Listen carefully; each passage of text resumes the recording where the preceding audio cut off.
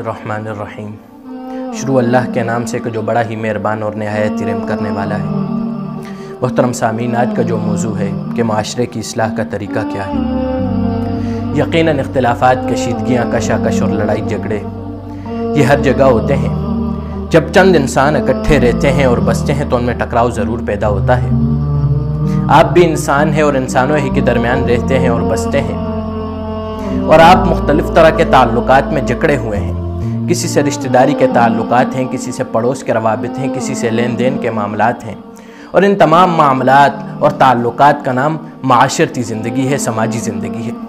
محترم سامعین، آپ جس معاشرے میں رہ رہے ہیں وہیں پر کچھ لوگ آپ سے محبت کا اظہار کرتے ہیں، وہ آپ سے خوش ہوتے ہیں اور مطمئن ہوتے ہیں، اور وہیں پر کچھ لوگ آپ سے نفرت اور بیزاری کا بھی اظہار کرتے ہیں۔ ایسا کبھی نہیں ہو سکتا کہ آپ جس معاشرے میں رہ رہے ہوں وہاں کے سارے لوگ آپ سے خوش ہوں اور آپ سے مطمئن ہوں، کیونکہ باہمی اختلافات اور کشیدگیاں یہ ہر معاشرے کا حصہ ہیں اور آپ بھی معاشرے کا فرد ہیں۔ محترم سامعین، ہر ایک انسان کے اندر ایک اخلاقی کمزوری پائی جاتی ہے۔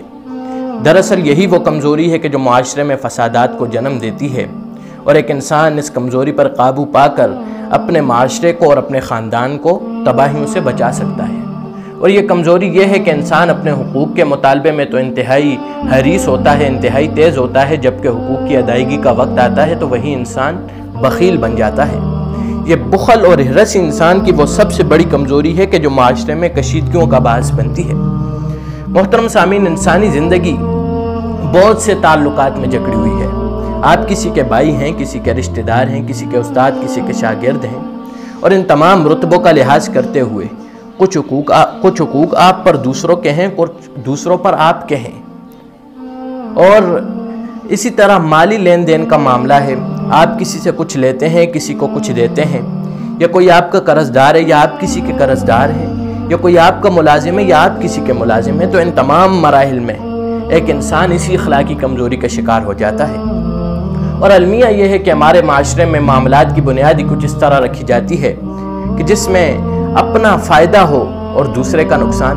مگر محترم سامعین، ایک مومن بندہ کہ جس کو بندگان خدا کے حقوق کا شعور حاصل ہو، جس کے اندر یہ احساس ہو کہ کل اللہ کے حضور پیش ہو کر میں نے جواب بھی دینا ہے، تو ایسا انسان وقتاً فوقتاً اپنی اس کمزوری پر قابو پاتا رہتا ہے۔ اور ایسا بالکل بھی نہیں ہے کہ انسانی زندگی سے یہ کمزوری بالکل ختم ہو جائے اور انسان مطمئن ہو جائے کہ میں نے اپنی اس کمزوری پر قابو پا لیا ہے۔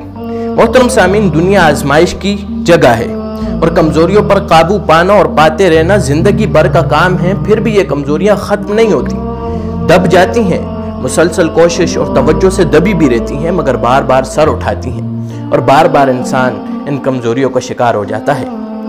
اور معاشرے میں اچھا خاصا نیک اور دیندار آدمی بھی کبھی کبھی اسی اخلاقی کمزوری کا شکار نظر آتا ہے، مگر اس کا اخلاقی کمال یہ ہوتا ہے کہ جب اس کو توجہ دلائی جاتی ہے تو وہ اپنی غلطی کا اعتراف کر لیتا ہے اور اس کمزوری پر قابو پانے کی کوشش کرتا ہے۔ اور دوسری طرف ایک ایسا آدمی کہ جس کے دل کے اندر خدا کے حضور حاضری کا یقین ہی نہ ہو، اور اگر یقین ہو بھی تو وہ بھی بے جان سا، تو ایسا آدمی اس کو یہ کمزوری مزید سنگ دل اور بہرحم بنا دیتی ہے، اور اس کی یہ سنگ دلی اور بہرحمی صفاقی جنگلی درندوں سے بھی بڑھ جاتی ہے۔ اور ایسے کردار آپ اپنے ارد گرد اپنے معاشرے میں دیکھ سکتے ہیں۔ محترم سامعین، ان تمام باتوں کے بعد سوچنے کی بات یہ ہے کہ ہم کس طرح اپنی اس کمزوری پر قابو پا کر اپنے معاشرے کو، اپنے خاندان کو تباہیوں سے بچا سکتے ہیں۔ تو یہ بات یاد رکھیں کہ جب آپ دیکھیں کہ آپ کے خاندان میں کشیدگیاں پیدا ہو رہی ہوں، جب آپ کے عزیز اور آپ کے رشتہ دار آپ سے روٹھ رہے ہوں، آپ کے ملازموں کو آپ سے شکایت ہو، تو فوراً چوکنے ہو جائیں اور ان کی غلطیوں اور کوتاہیوں کو پکڑنے کے بجائے اپنے گریبان میں جھانکیں کہ کہیں آپ اس کمزوری کا شکار تو نہیں ہو گئے۔ ہر بار خود کو بے قصور اور دوسروں کو قصوروار ٹھہرانے کی غلطی نہ کریں، کیونکہ یہ وہ غلطی ہے کہ جو معاشرے میں کشاکش اور کشیدگیوں کا باعث بنتی ہے۔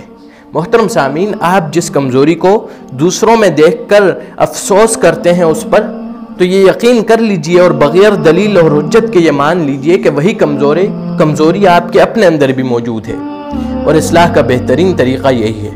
اس کمزوری پر قابو پانے کی بہترین تدبیر یہی ہے کہ آپ دوسروں پر افسوس کرنے سے پہلے، دوسروں کا خیرخواہ بننے سے پہلے اپنے آپ پر افسوس کیجئے، اپنا خیرخواہ بنیے، اور ہمیشہ اصلاح کا آغاز ہمیشہ اپنی ذات سے کیجئے۔ کیونکہ آپ کو اپنی جان پر اور اپنی ذات پر دوسروں کی جان اور دوسروں کی ذات سے زیادہ قابو حاصل ہے۔ اللہ تعالی ہم سب کا حامی و ناصر ہو۔ السلام علیکم ورحمۃ اللہ وبرکاتہ۔